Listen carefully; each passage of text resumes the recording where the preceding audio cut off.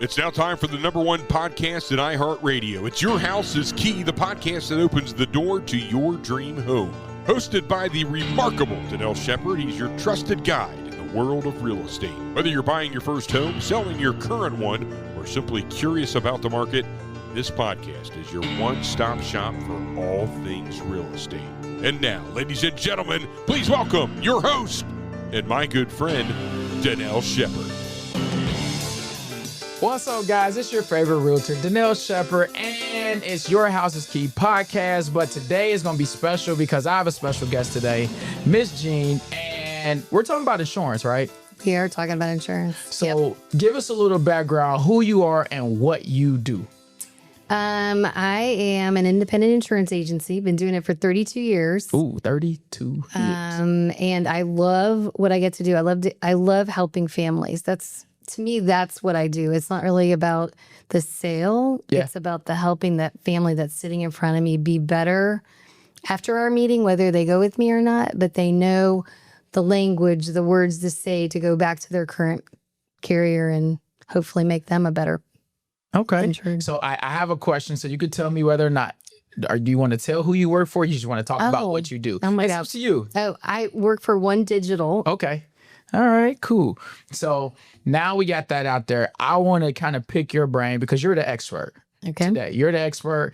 I'm just showing, I always say, I got you. Well, I do have you.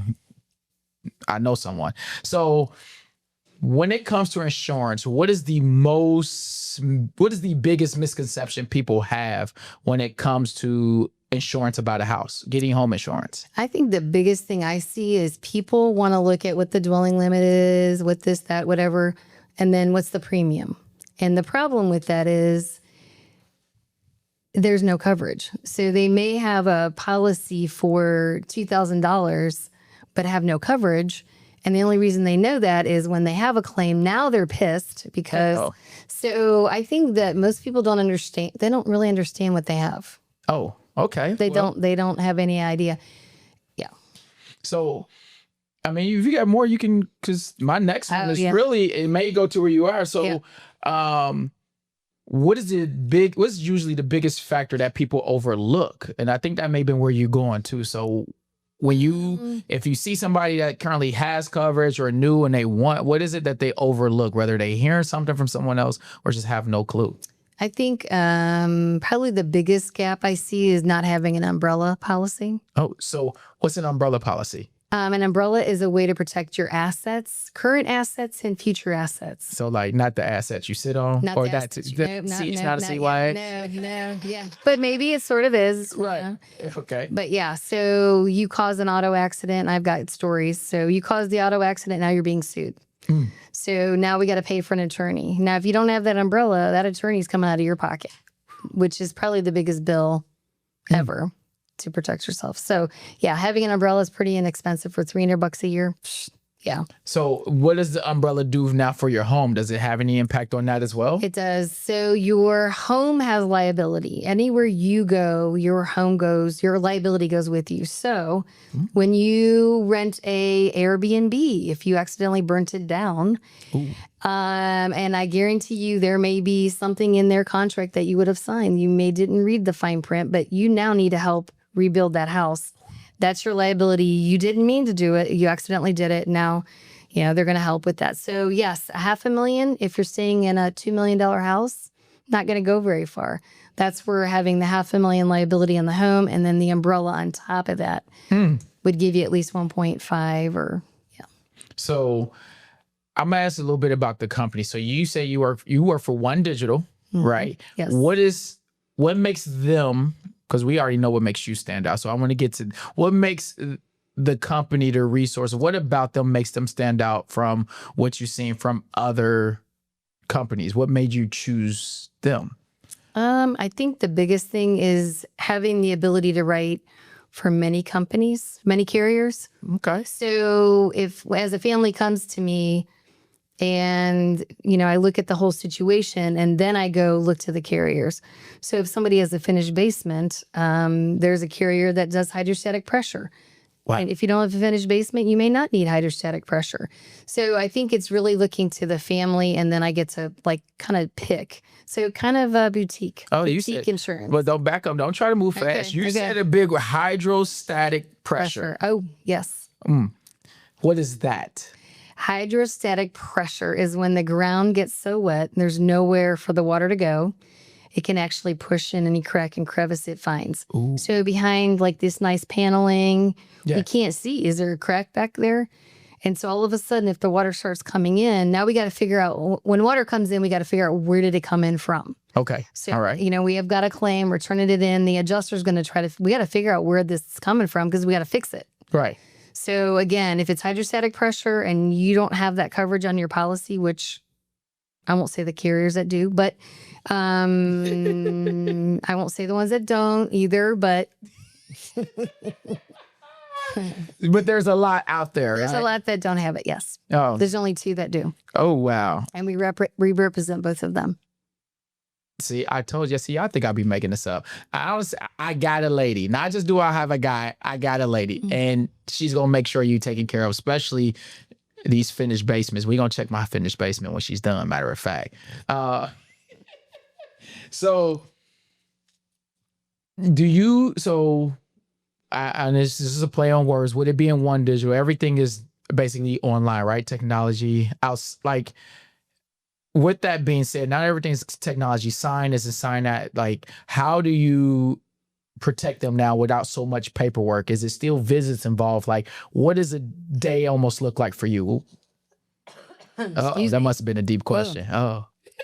So, I mean, generally, I like to meet with people in person. So if I'm doing a proposal, I feel like there usually is going to be more than one carrier we're going to talk about. We're going to talk about what you have, and then maybe the 2 or 1. It depends on, I don't try to make it too complicated, but I want to talk about the differences. And I think it's harder to do that if you're not in front of the person. At least that's what I find. But I do Zoom meetings, and I do over the phone. So I think that's one of the good things I think COVID, allowed us to do more of. But everything is pretty much paperless. No. So when we start a policy, everything's done paperless. The policy's issued. You're going to get it through an email. There's portals. Each carrier has their own portal, which you definitely wouldn't want to. I don't get that huge stack or any of no. No. Unless you want it. I mean, I have older people that do require or request. They want paper. Like when I say paperless, they look at me like that is like. That's like cashless almost. We're not doing that. Yeah. I need to be able to track what I do. Yep. Oh, yeah. So now we about to get into some stories about what you do. Dun, dun, dun, dun. So what's a scenario where someone thought they were covered, but because of gaps in their policies, they weren't? Can I say company name? I mean, you talking about you and what you do. Hey, listen, shot fired, bang, bang. All right. So I had now he's a client of mine, was not a client when it happened. He had water in his basement. We talked water earlier. And he went to turn the claim in with State Farm. And it turned out that he had a 1% deductible. So again, if you have a $500,000 house, yeah, and you have a 1% deductible, you have a $5,000 deductible. So think about that. If we're at $1 million, 1%. Yeah, So he had no idea. And kind of the other thing that I think is interesting about some of these carriers, they'll start taking away coverages. And you don't know this. They'll send you maybe a little slip of paper, or they'll just pull it off. And really, I feel like there's not a lot of transparency, I don't think. So I think that's the thing is make sure you know what you know and what you have. So I think water and deductible was a big one. I mean, there's so many things. I had a carrier or a client who came to me. We sat down. He was with Electric Insurance. Electric got out of the business because they couldn't make a buck. So they decided to, say no more. I quoted him one of my carriers. He opted to go to State Farm. So this is January of last year. He went to State Farm and in July called me and said, Jean, I want to come to you. So what happened was there was a His car was in the shop. It was hit by this older lady who had no insurance. Oh, And now he's having State Farm settle the claim, and State Farm is nickel and diming him to death. So out of his pocket, he had to pay $1,500, not just his deductible, but $1,500 more because they didn't want to do the reg parts and they wanted to use, all this other extra stuff. So needless to say, he was not a happy camper. So I think those are the kind of things that people get a little riled up about. oh, wow. Jeez. So you got to know, pay attention to your policy. So are there certain questions you ask? Like, how do you know you're not covered? Like, how do you know those gaps? What do someone ask to make sure that gap is not, especially, and I know auto is a lot too, but like you said, homes are, they're 3, 4, 5 times a car, Yeah. So how do you really protect yourself? I think that generally you go to exclusions and limitations. So those are the two things. If you're going to look in your policy. Limitations. Yep. So get your actual original policy when they wrote it the very first time you bought your house. It should be a stack of papers, or if you get it online. And in there, that's what you want to go to first. What are my exclusions? What are my limitations? And that's what I work on eliminating. I don't like to have a limitation. And I definitely don't like exclusions. So what I do is I work on filling those gaps. And then you decide, like maybe you want to go with the higher deductible, but now you know what your out of pocket is.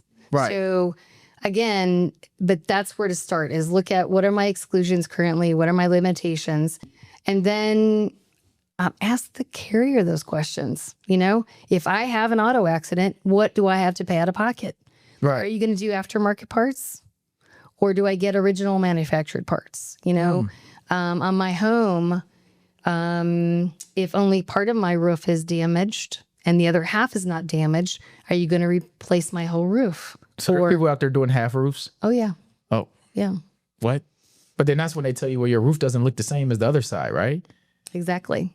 And now I'm stuck because you, the same person who did half, don't want to do my other half because you think I did something when you did the first, doing the first. I see. Wow. You talking about double Dutch. Don't know where to get in or get out. That's right. Yeah. Man. Wow. And I think the biggest thing is, I think that's the benefit and beauty of an independent agent having different carriers. If you go to Nationwide, State Farm, Allstate, whoever, yeah. They're direct writers. That's all they can write for. So if something happens and you're not happy with them, that agent really can't help you with something else. Whereas we can, and I think that the biggest thing is find an agent that you trust and know will have your back no matter what happens. So. Wow. And that's funny that you said that. So we were talking about the gaps, right? And asking, you said exclusions and limitations, right? But say I lived in my house 10, 15, 20, 30 years. We already know that the price and value of a house goes up. Mm-hmm. So with that being said, I could almost guarantee it's not my field, but that's why you're the expert here today. So I take it my policy is going to change. So how often would a homeowner or someone check their policy? Because now my house was worth 300 and it was now 350, 400. My neighbor sold miraculously for 5. Now my house is worth 550. Okay. How often is it based off of years? Is it based off the value? Fill me in with that. Okay. So what I hear you talking about is market value. So you deal in the market value. I'm worrying about replacement. Oh, okay. So and that's where the difference is. If I'm only insuring something, because generally market's lower than my replacement value. So the cost of today material will be more tomorrow. Yes. See, I learned that that's real estate school 101. So you're looking at the value of, again, the material cost to replace the house versus, repair or replicate? Like you want to use... I want to be able to rebuild it like it was. Yeah. Actual material, not the new stuff. Okay. Yep.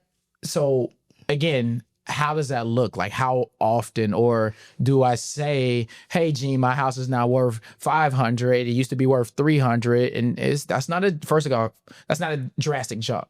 The way the markets go and a couple people sell, prices go up, value go up. So when I see that, then do I call you and say I need to insure more? Like, how do we? I think that's Mix why the two. it's important to every couple of years Okay. to sit down with your agent, because you want to have that relooked at. Generally, your policy will every year go up. Your policy will every year go up. It will go up because the dwelling limit's gone up. So if it was 500 and they're doing a 10% increase, now it's going to be 550 at renewal. So that is already, first thing has gone up. The next thing that you're going to see is generally rate is going to increase. Because again, we want all of our carriers to be solid financially, because then they will pay claims. Oh, I was gonna go there. So that is what, and understand that all rates have to be filed with the state. The Ohio Department of Insurance, or whatever state you're in, has to approve the rate that the carrier is looking for. If they can't justify it, they cannot get it approved. Wow. So the issue is, and I can keep this in mind, if a carrier is asking for a rate, they need it.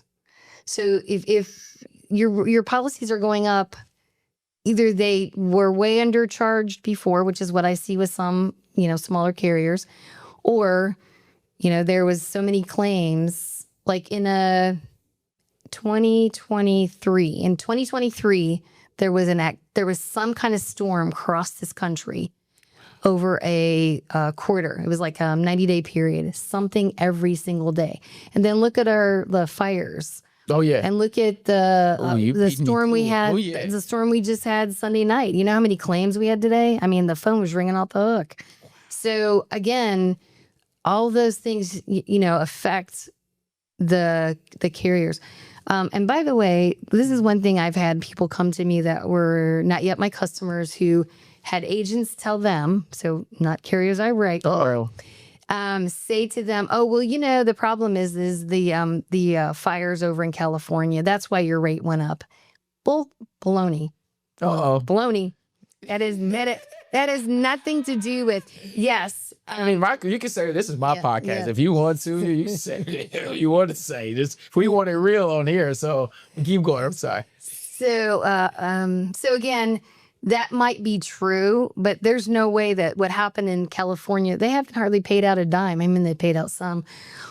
They haven't figured that out to get into the books, to get to the rates, to do that. There's no way. Wow. So if we were talking next year, maybe next year you could say, because again, all the money that we pay in premiums goes into a pot, and that pot has to pay for the claims. Right. And again, ultimately, the carriers need to break even. At least, dollar in, dollar out, at least break even. Okay. Ultimately, most carriers, want to have a lot more profitability than that. So, right. Again, but when you have carriers, we had carriers that were like $1 in, $1.25 out. So that's where the issue is. So, but keep in mind, the state is not going to allow gouging. They're just not. Okay. Because they care about the consumers, but they also care that our carriers are financially solid. So, wow. Because you mentioned that one, the payout part. In my mind, I'm like, hey, because I feel like I had an instance and was like, you don't even want to, as homeowners get into that feeling of, I've paid so much and now I have an issue. Why won't they pay me? So off script, I just want to know that. What is it? I don't want to say the industry because I want to include, but from what you know, why do homeowners feel that way? Or can you answer that? Like, I don't know if I'm asking it right, but there's always a period where something happens to someone and I've been paying, and now I hate insurance because it's the biggest game, because they won't pay me what I need to get replaced or fixed. Well, I think part of it, let's talk about that, because part of it is, in the world of insurance, there are people, and it's philosophy, who think that the insurance company's job is to replace your roof.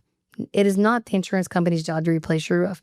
It is your job to maintain and take care of your property. That's the first thing. Now, if you get a new roof and now we have a windstorm, they're going to replace your roof. Okay. So I think that there's like a little bit misnomer. And it does matter because, there's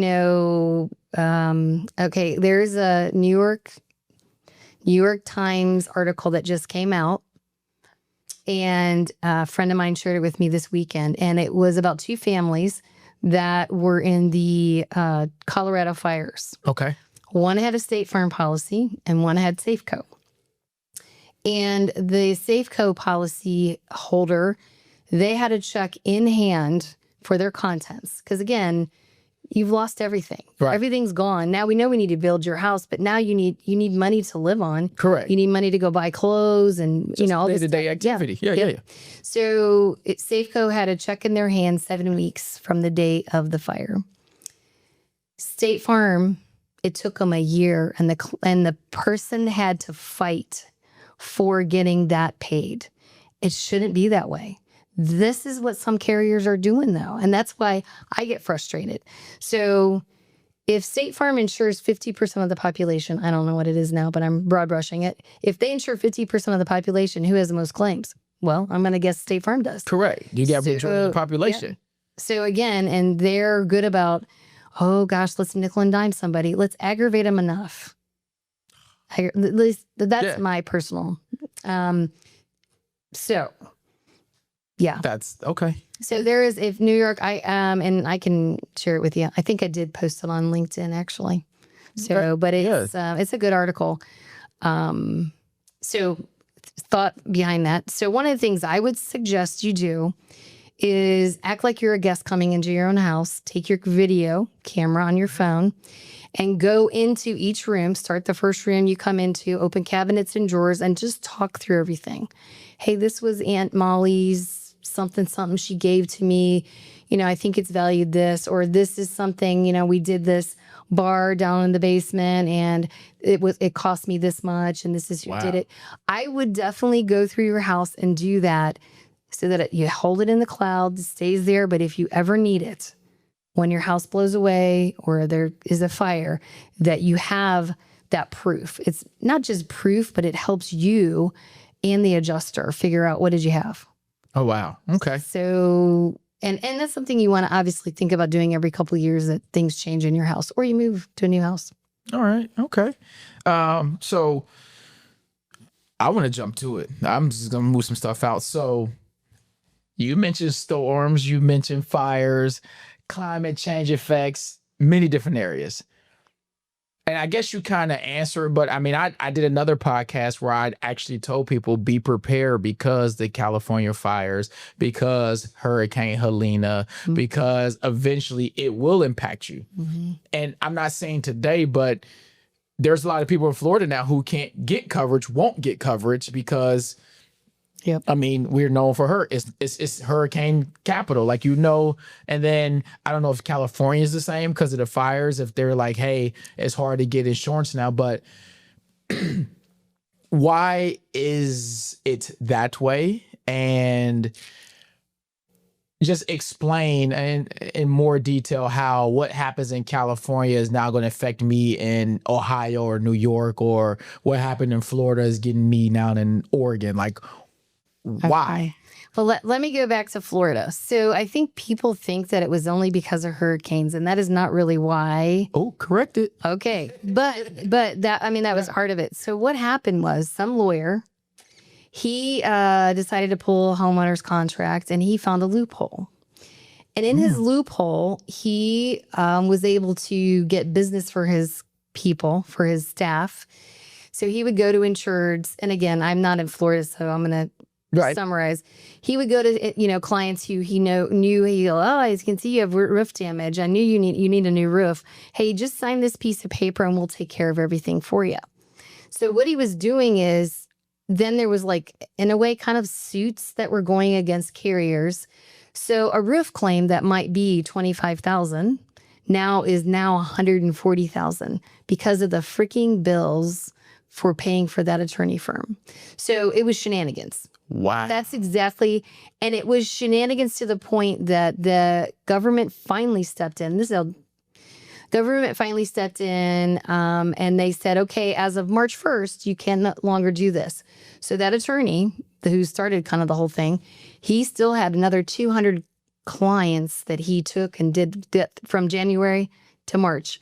And needless to say, he's now disbarred. But think of all the money he has in his pocketbook, so he kind of doesn't care. Wow. So that is really what happened in Florida. So that is why. And then you got the hurricanes and roofs. So a lot of times in Florida, if your roof's 10 years old, they're saying, no, we're not going to insure you. Wow. So because it's more likely that it's gone. Yep. Because you're, subject to all that wind. So yes.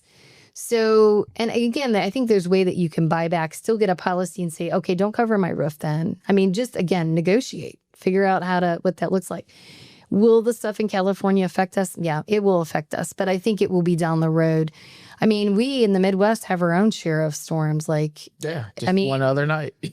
Between high water, and the amount of rain. I mean, the amount of rain, if it keeps raining, spring showers bring May flowers. Right. If April's going to be so wet, we're going to have a lot of basements flooded. And I don't mean flooded, not flooded, but sewers backed up. Or right. In the house, hydrostatic pressure, those kinds of things. So, but yes, all of those things will affect us. Will the people in California have a harder time finding insurance? Probably. I think it's going to be,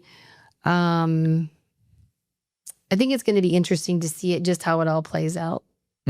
But again, the money goes into a pot. The insurance companies have to break even or they're not going to be in business. Wow. Insurance game, guys. So if you could say there's a such thing as a hidden gem when it comes to insurance coverage that most people don't think about, what would it be? And it has to be like, oh, this definitely is a lifesaver. What would that gem be? Well, I think I'd go back to what we started with, the umbrella. Wow. I will tell you two stories. One, I had a client. When I worked with her, she was still in school at Miami. He was 5 years older. He was out of the military, so he was not in school. He was working. And so she was, usually one of the two in a couple is the one who, you're speaking with. So I was talking with her. Young girl, she got it. I talked about umbrella. They were buying their first house. They bought the umbrella, and I want to say it was 2 years or 3 years in. The husband was driving back roads, wet, rainy, dark, didn't know the roads. His best friend was in the front seat. Best friend did not have his seatbelt on. Client lost control. Best friend died. Wow. The family sued. The best friend's family sued my client. Wow. It took 2 years to settle. And it settled for, and this is more than 15 years ago, settled for $600,000. So again, the auto limit only had $250,000. So they had to go after the house. So that's why the umbrella paid the difference between the $250 and the $600. That's where that money came from. And it also paid for the 2 years worth of attorney bills that they would have had. So no umbrella, then they would have lost their house and had to fork that up to cover the fees. Wow. Something would have had to happen. Yep. So if you could give a first-time home buyer a piece of advice, because, people who own homes, sometimes we get hard-headed, but anybody can use it, but what advice would you give them considering home insurance outside of the umbrella? I know that's what you're going to go back. Yep. What else could you tell them? I think the biggest thing is find an agent that you sit down, that you learn to trust, that you get educated. And the more that you can make better decisions when you do own that house. From a maintenance standpoint, from the things. Example, we have a client who lives out by me, so I know what was going on. I watched this old farmhouse. He added on 600 square feet. Right. But he never called us, and we're calling him because I'm telling the staff, y'all need to call him because I know he's added square feet. Right. And we don't know about this. So therefore, finally the guy calls today. And so through the conversation, Today of all days. Yeah. Through the conversation, it turned out like we had to go back and redo his replacement cost. And if something would have happened yesterday. With that storm? Yep. Woo. That's why I said today of all days. It would have been $128,000 underinsured. So again, I think that's the biggest thing for a first-time homeowner. Find a person that you trust or somebody who you get referred to. Set up a relationship, start a relationship with that person, get to know them so they can get to know you. It does matter. It does matter because let me just say that there are times when we as agents have to get, and fight sometimes for whatever that it might be. And I can ask for a favor the more that I know the person, the more that I understand what they've got going on. I can go to my carriers and say, this is the story. This is what happened. Yeah. And I would like to add on that too. You want someone, Jean, I know you very well, who's going to be upfront, tell you the truth. And when you hear price doesn't matter, it's because this is what you get. The value is way further or greater than the dollar that you're looking at. And I would like to add on to that. So again, I appreciate you for coming. I appreciate the information that you've given us. How can people reach you? You can call me. My cell number is 513-237-3012. Or my email address is jean.mabry, which is Mabry, at onedigital.com. So guys, listen, it's your favorite realtor, Dannel Shepard. You tuning into Your House is Key podcast and my special guest, Jean Mabry at OneDigital. Listen, get insured, stay insured, and make sure you renew every couple years. Yeah. No matter what the value of the house is. As always, make sure you like, subscribe, and share. Your favorite realtor, we out. Peace. Thanks for listening to Your House is Key with Dannel Shepard. Each week, Dannel dives into essential tips, insider secrets, and expert advice to help you navigate the exciting journey of home ownership and home selling. From understanding market trends and finding the perfect neighborhood to even securing financing, staging your home, and closing the deal, there's only one guy that gets it done. Dannel Shepard, right here at yourhouseskey.com.